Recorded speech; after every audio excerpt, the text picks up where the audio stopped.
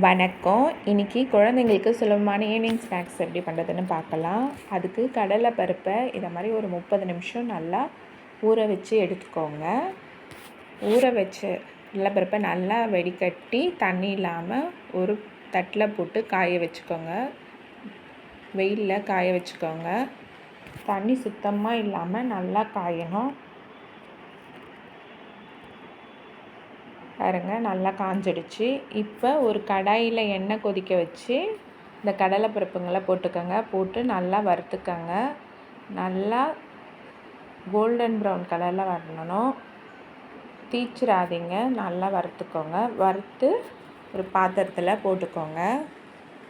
எல்லா கடலைப்பருப்பையும் கொஞ்சம் கொஞ்சமாக போட்டு நல்லா வறுத்து எடுத்துக்கோங்க. இதில் தேவையான அளவு உப்பு, காரம் தேவைன்னா காரத்துக்கேற்ப மிளகாய்த்தூள், கருவேப்பிலை கொஞ்சம் தாளித்து போட்டுக்கலாம். அவ்வளோதான், கிளறி பரிமாறலாம். ஈவினிங் ஸ்நாக்ஸ் ரெடி ஆகிடுச்சு. இந்த வீடியோ உங்களுக்கு பிடிச்சிருந்தா என் சேனல் லைக் பண்ணி, சப்ஸ்கிரைப் பண்ணி, ஷேர் பண்ணி, கமெண்ட் பண்ணிக்கோங்க. வீடியோ பார்த்ததுக்கு நன்றி.